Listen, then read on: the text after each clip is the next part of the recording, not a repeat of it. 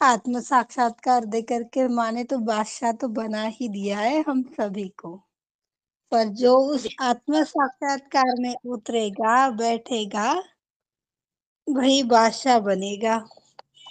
बैठने की अभी तक तैयारी तो सभी की नहीं है, तो उतरने की बहुत दूर की बात है। कुछ लोग बैठे हैं, कुछ लोग उतर रहे हैं। सबका स्वागत है श्री माता जी की दरबार में। जय श्री माता जी। कोई बात है बताइए, या फिर हम सब एक गुरु का कार्य क्या है इसके ऊपर आज चर्चा करेंगे। कोई सवाल है, कोई बात है तो अभी बताइए।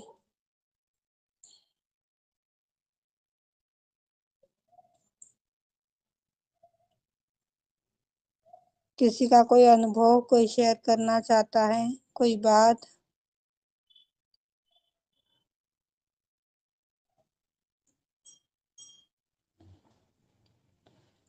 ठीक है। हे आदिशक्ति माँ, विश्व के समस्त संतों में आप ही विराजती हो श्री माता जी। माँ, विश्व के सारे संतों की कण कण में आप ही विराजती हो श्री माता जी। माँ, इस बात से, इस ज्ञान से अभी भी हम पूर्ण रूप से अभिज्ञ नहीं है श्री माता जी। अभी भी हम अपने ही दुखों में, अपने ही कष्टों, परेशानियों में उलझते हैं श्री माता जी। कृपावंत होकर विश्व के सारे संतों को संयम दीजिए। उनकी चरित्रता में गरिमा और आचरण में उदारता दीजिए। माँ, विश्व के सारे सहजियों में प्रेम, करुणा, विनम्रता दीजिए। विश्व के जितने भी सहयोगी के अंदर माँ बनावटीपना दिख रहा है, कुसंस्कार दिख रहे हैं माँ, उन सभी से उबारने की कृपा कीजिए तथा परमात्मा का शुद्ध प्रेम, उनके कार्य करने का गहन ध्यान हम सभी को प्रदान कीजिए।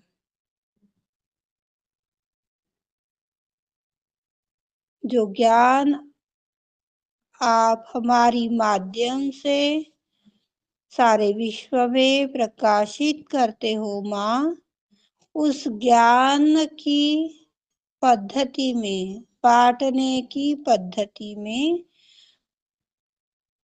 पूर्ण रूप से विनम्रता कर दीजिए माँ, जिससे कि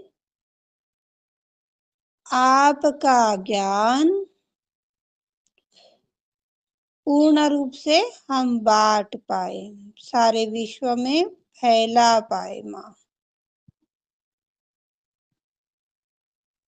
आपका महान ज्ञान सभी को दे पाए, ऐसी नम्रता दीजिए।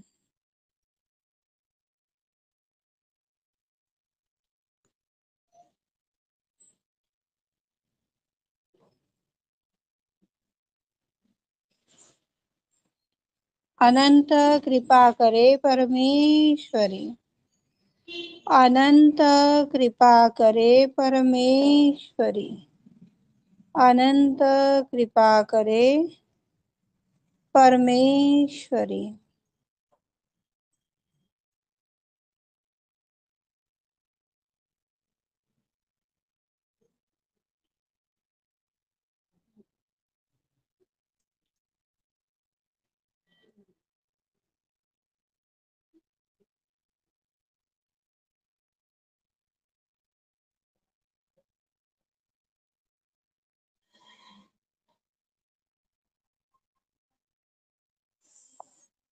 महानुभाव भाविताय साक्षात्। ॐ तमेव साक्षात् श्री महानुभव भाविताय साक्षात् श्री आदिशक्ति माता जी श्री निर्मला देवे दे नमो नमः। देवाना परमागते। ॐ तमेव साक्षात् श्री देवाना परमागते साक्षात् श्री आदिशक्ति माता जी श्री निर्मला देवे नमो नमः।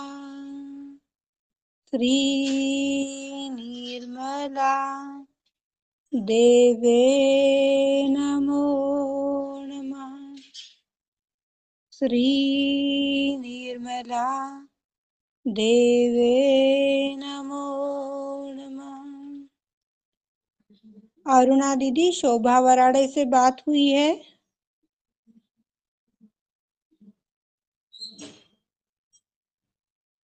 अरुणा कावड़े।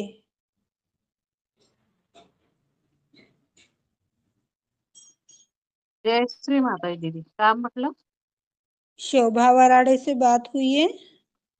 नहीं। ठीक।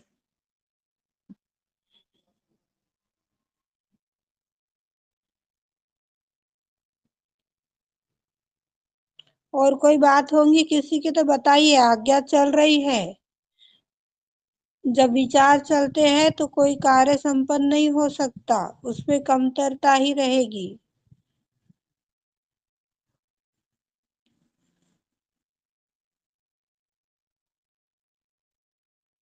कोई विचार आया है किसी के मस्तिष्क में?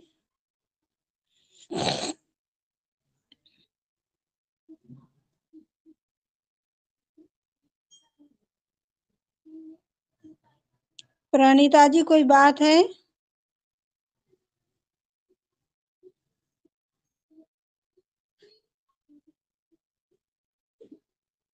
हे आदिशक्ति माँ।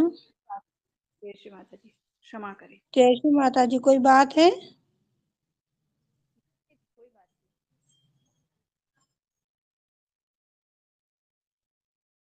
माँ, आपने दूसरों के चक्र पहचानने का जिस प्रकार ज्ञान प्रदान किया माँ, इसके लिए हम आपके ऋणी हैं, आभारी हैं। पर आदिशक्ति माँ, हमें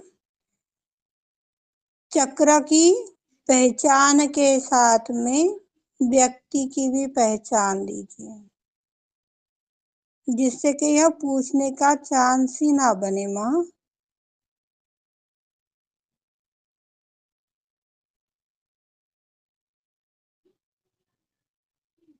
जो भी पकड़ आती है, जो भी कैचेस आती है, वो किस व्यक्ति की है, यह देखने का दृष्टिकोण भी देने की कृपा करे माँ।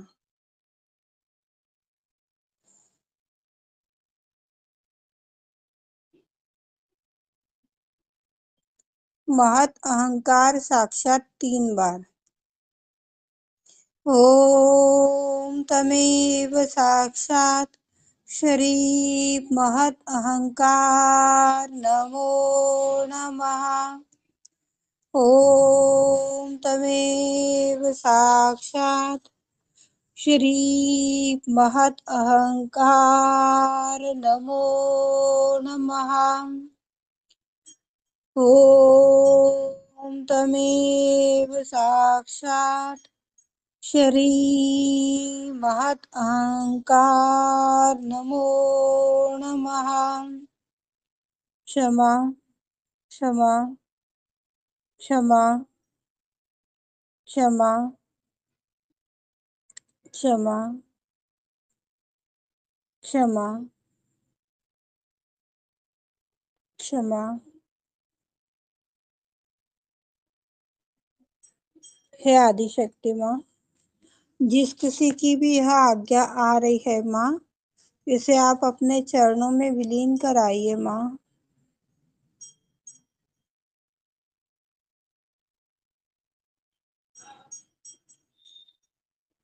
माँ, जिस किसी का चित्त हमारे ऊपर आ रहा है माँ, वह चित्त को भी आप अपने चरणों में लीजिए माँ। हमें पूर्ण सुरक्षा दीजिए माँ।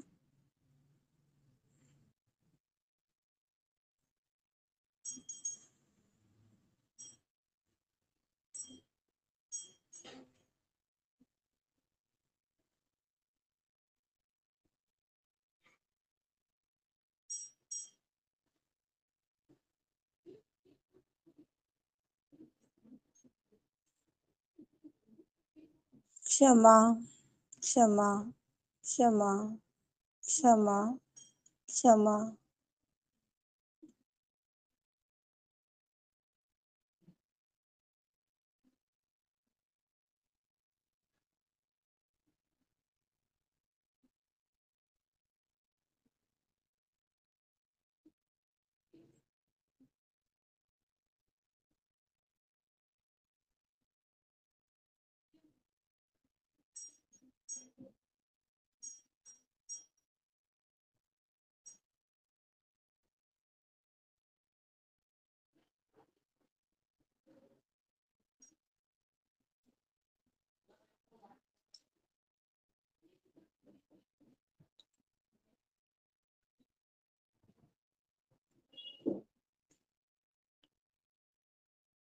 थैंक यू श्री माता जी।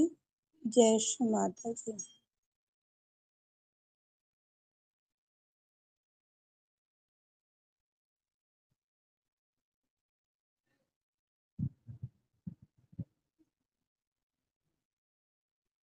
आप में से किन भाई बहनों को पता है गुरु के कार्य कौन से हैं?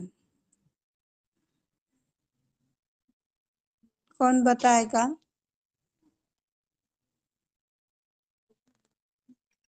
बबीता कराड़े।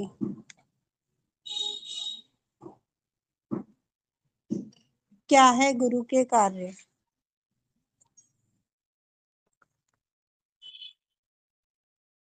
आ रहा है तो भी बहुत अच्छा है, नहीं आ रहा है तो भी परेशान नहीं होना है, पर जवाब जरूर देना है।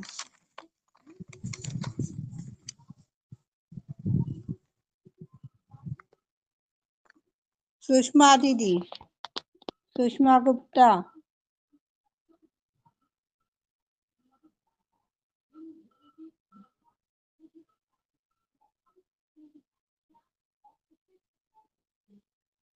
कल्पना सूर्यवंशी,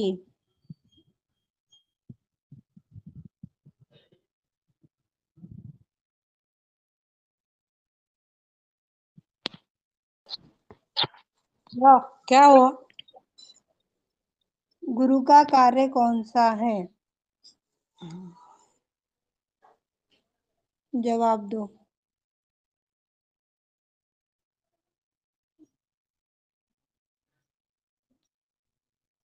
कौन बताएगा?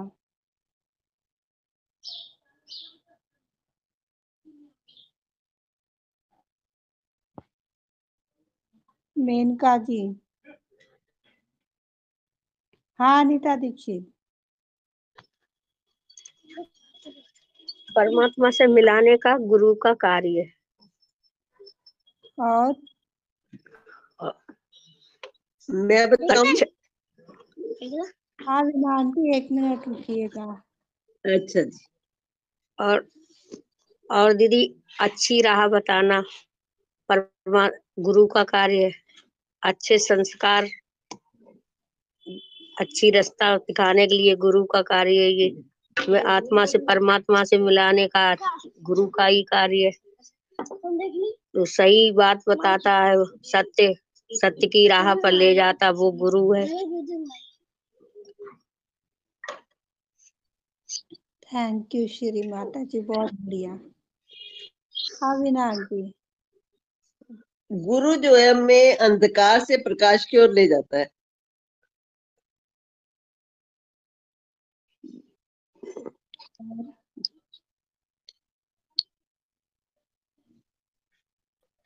गुरु के बिना ज्ञान नहीं प्राप्त हो सकता। और गुरु शिव है। और गुरु को हमें ढूंढना पड़ता है।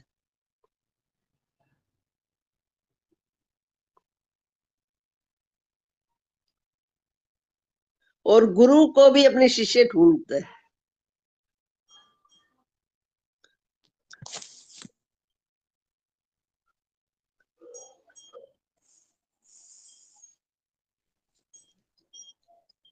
गुरु जो है गुण और रूप से परे है।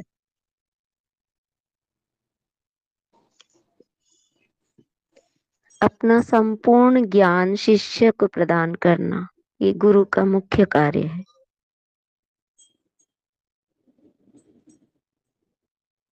हाँ मेनका जी। ये गुरु सूझ विद्या प्रदान करते हैं और सही रास्ता दिखाते हैं।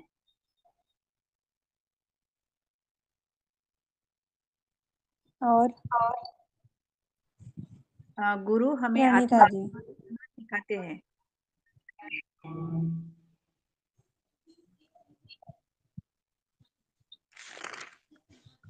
बढ़िया है। जिसके अंदर गुरु तत्व जागृत होता है वह तेज पुंज होता है, मधुर व्यक्ति बनता है। चरित्र में जागृति प्रदान होती है, गुरु तत्व के प्रकट निर्मल हो जाता है।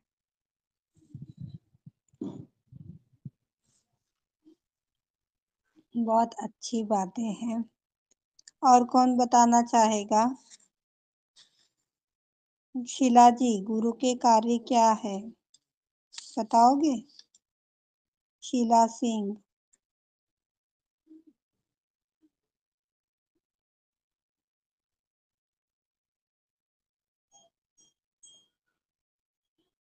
रीता राय।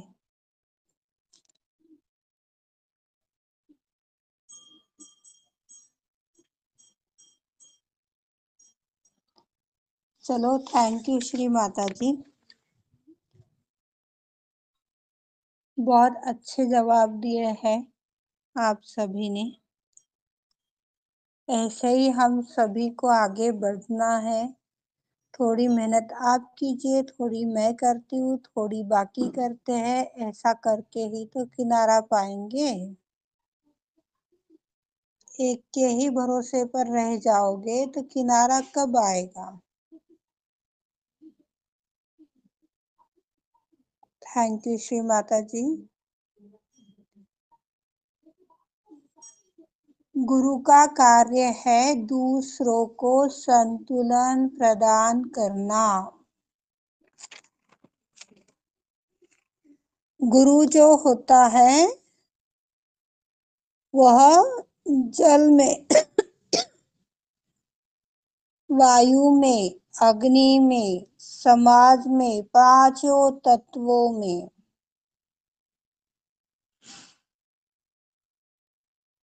संतुलन स्थापित करने का कार्य करता है।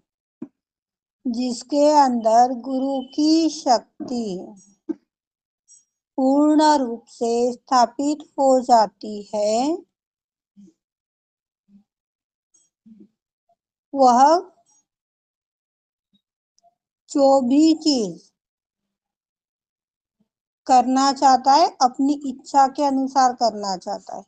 यदि हम में से कोई उस ऊंची दशा तक पहुंच रहा है तो वह हवा पानी को भी कंट्रोल कर सकता है, अपनी इच्छानुसार तत्व पर कार्य कर सकता है। व्यक्तित्व जगमगाने का भी कार्य एक गुरु का ही है। व्यक्तित्व ही जब जगमगाएगा तो सुख दुख धूप छाव जैसे सारी भ्रांतियों से दूर हो जाएगा।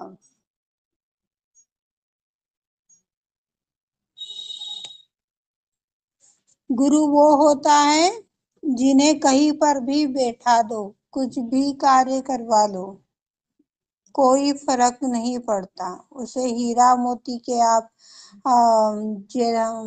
माला पहना दीजिए या कोई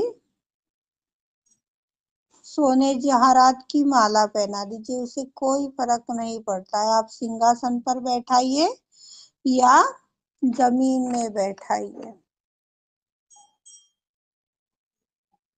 ऐसा ही वो अपने शिष्य को बनाता है। यदि हमें ही अभी लगेगा कि अरे मैं तो इतना बड़ा गुरु हूँ और मुझे तो उसने नीचे बैठा दिया, ये डुप्लीकेट मोती की माला पहना दी,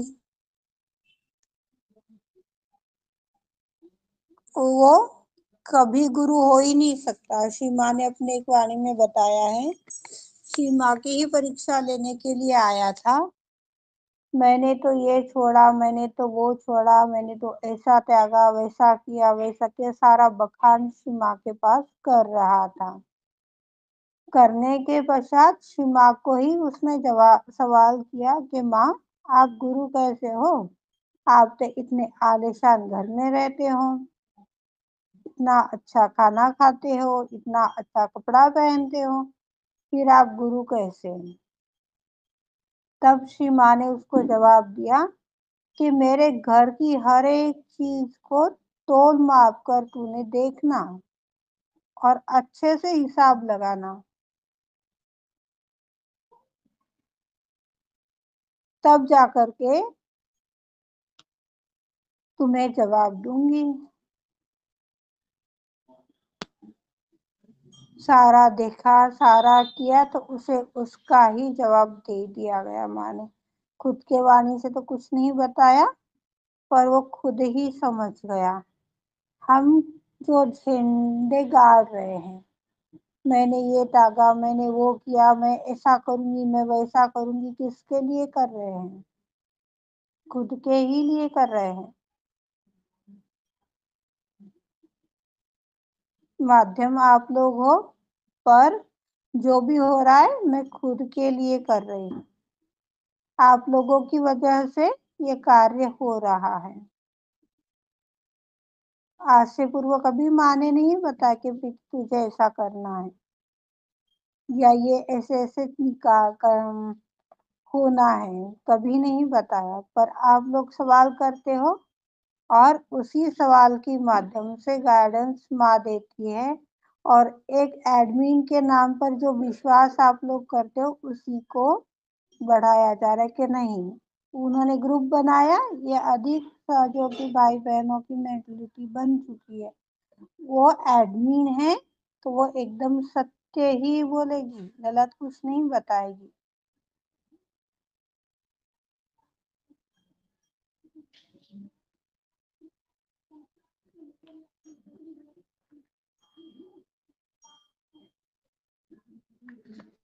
जो दूसरों के हृदय का डर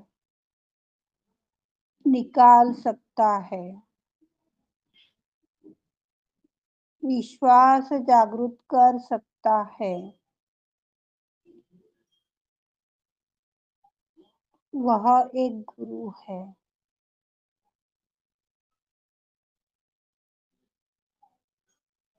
परिपूर्णता होनी जरूरी है। कई बार हो जाता है कि अरे मैंने ना बबीता जी को ये बात बोली है, ऐसा करना है, उचित तो होगा ना, वो तो मेरे ऊपर विश्वास करती है, पर मैंने बोला है, कहीं गलत तो नहीं होगा ना, उसको कोई परेशानी तो नहीं होगी ना। यह कमतरता यदि हमारे अंदर है तो वो अभी भी पूर्ण रूप से स्थापित नहीं हुआ है।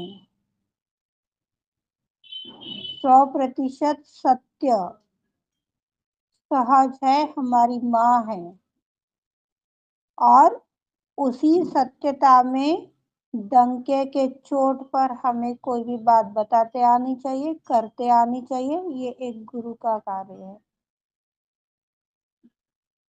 जो खुद ही घबराता है वो दूसरों को क्या पार लगाएगा।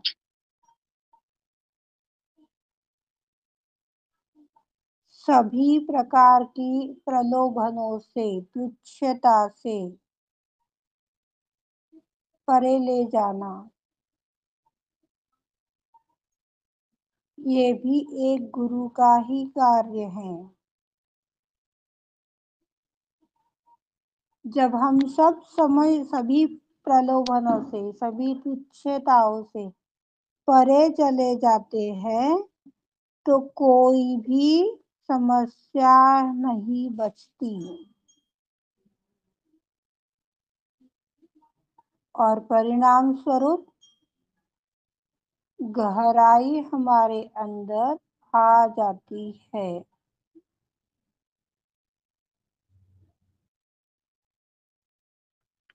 हमें पूर्ण गहनता में उतरना चाहिए। शिमा ने भी बोला है, आधे अधूरे सहयोगी नहीं चलेंगे। जो पूर्णता में बैठा है वही बचेगा। जो आज्ञा पर तिलक लगाकर आएगा उसकी ही रक्षा होगी। तिलक लगाने के 2 फायदे हैं, कौन बताएगा?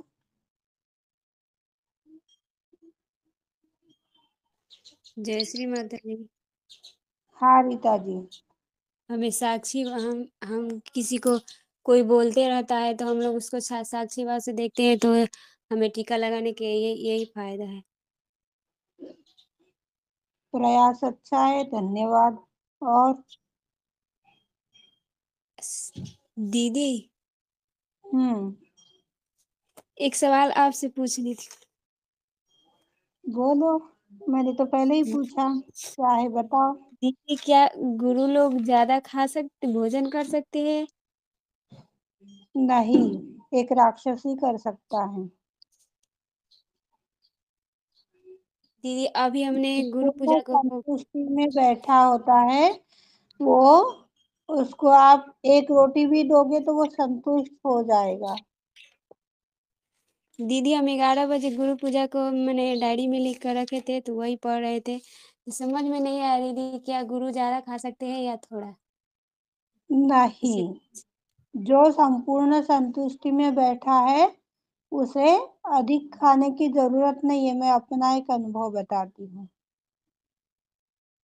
सहज योग में आकर के भी कुछ कारणवश ध्यान ठीक से नहीं हो पाता था, परेशानियों में जूझते रहती थी, उदारता थी नहीं। मैंने अपने पहले के अनुभव में आप लोगों को बताया था कि मैं बहुत ही कंजूस थी जब सहयोग में आई थी। तो मुझे यदि किसी ने 1 चम्मच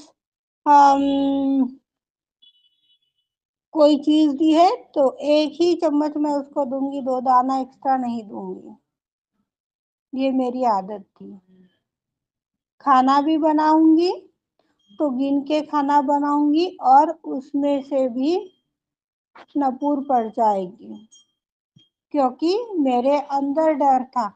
मैंने इतनी सब्जी बनाई है, मैंने इतना फलका बनाया है, पूरेगा के नहीं पूरेगा, पूरेगा के नहीं पूरेगा। पर एक दिन ऐसा आया, मेरे शादी को काफी टाइम नहीं, 8-9 महीने ही हुए होंगे, और रिलेशन में कोई शांत हो गया।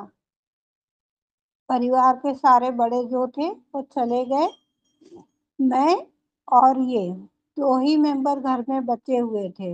अब सास का नेचर ऐसा है कि कम हुआ तो डांट पड़ती थी, ज्यादा हुआ तो भी डांट पड़ती थी। ना कम होना चाहिए ना ज्यादा होना चाहिए, ऐसा उनका नेचर था। अब गणेश जी को तो बुला लिया। श्री माँ, पता नहीं कितने लोग हैं, घर के तो पता थे पर उनके साथ में और कितने आ रहे हैं पता नहीं था। जब कोई डेथ हो जाती है तो कैसे रसोई बनाती है ये भी पता नहीं था। फिर सादी सब्जी, दाल चावल सब्जी फुल्का बनाया। तंत रोटी बच गई। आधी कटोरी सब्जी, 1 कटोरी दाल और 1 ही फुल्का, इतना ही किचन में बचा। गणेश जी महाराज, दया करना, कम न मत पड़ने देना, नहीं तो अशांत हो जाएगी घर में। पहले ही गेस्ट रहेंगे और बुरा लगेगा। तो सब खा पी कर इतना सा बच गया। पूर्ण शांति में स्थापित होकर के रसोई बनाई और गणेश जी को वहां पे विराजित कर दिया। 10 लोगों के खानों में 20 लोगों ने खाना खा लिया। तब से आज तक जो भी व्यक्ति बोलता है कि भाई कम पड़ जाएगा, बच जाएगा, ऐसे कैसे कम पड़ जाएगा? आज तो हम लोग शादी करके घर में आए नहीं हो, आज तो हम लोग किचन संभालते नहीं है, तो हमें तो एक अंदाज लगना चाहिए ना कि आज हमने इतना नाश्ता किया, ये नाश्ता हमारा इतना अच्छे से हो गया, तो अब खाना खाने वाला 4 रोटी खाएगा या 2 रोटी खाएगा या नहीं खाएगा, ये तो हमें पता चलता है।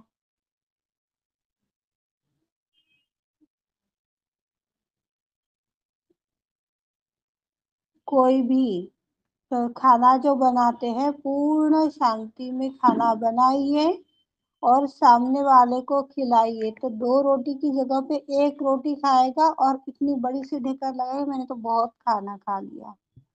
एक गणेश जी का भी उदाहरण है। कुबेर जी के घर पर कुछ आयोजन हुआ था और शिव पार्वती को उस आयोजन में खाना खाने का निमंत्रण दिया गया था। कुबेर जी को तो बहुत अभिमान था, मेरे पास में तो इतना धन है, मेरे पास तो ऐसा है वैसा है, बहुत अभिमान था। अब ये अभिमान तोड़ने का तो सबने प्रण ले रखा था, पर कैसे टूटेगा किसी को पता नहीं था। अचानक से उनके घर में आयोजन हुआ, सारे देवताओं को निमंत्रण दिया गया कि भाई आप खाना खाने के लिए आइएगा। बोले ठीक है। शिव जी बोले भाई मैं तो अपनी गारंटी नहीं दे पाऊंगा, पर मेरे बच्चे जरूर आ जाएंगे। सर्वप्रथम गणेश जी को भेज दिया गया। अब गणेश जी को बच्चा समझ करके खाना खाने के लिए बिठा दिया। कितना खाएगा बच्चा, कितना खा सकता है? बच्चा है, भूख लग गई है, बिठा दीजिए। इस विचार से कुबेर जी ने गणेश जी को खाना खाने के लिए बैठा दिया। अब गणेश जी तो क्या है, भक्ति और श्रद्धा के भूखे हैं। खिलाते गए, सारा भंडार घर में का अनाज भी खत्म हो गया, खाना भी खत्म हो गया। अब जो वहां पर रखा गया सामग्री थी, जो भी घर में हमारे साहित्य होता था, उनको खाने लग गए। अब कुबेर जी तो घबरा गए, क्या करूं?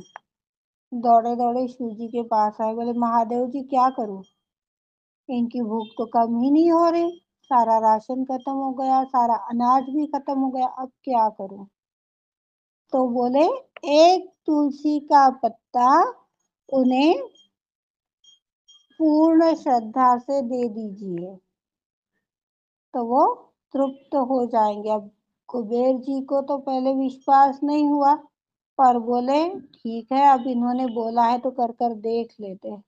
जब तुलसी का पत्ता उन्हें भोग लगाया गया, तब जाकर के उनकी भूख शांत हुई। एक समाधानी व्यक्ति के भोजन का भी अनुभव आपको सुनाया गया और एक असमाधानी व्यक्ति का भी भोजन आपको उदाहरण बताया गया है। इनमें से अब ऐसी कोई सिचुएशन कभी भी किसी के परिवार में नहीं बनेगी, ऐसा मुझे पूर्ण विश्वास है। 2 रोटी कम बनाइए। 2 कटोरी सब्जी बना रहे हो तो पहले 1.5 ही कटोरी सब्जी बनाइए और गणेश जी को वहां पर स्थापित कर दीजिए। इससे हमारे 2 फायदे।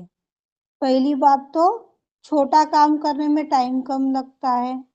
दूसरी बात कि उसको राशन कम लगता है और तीसरी बात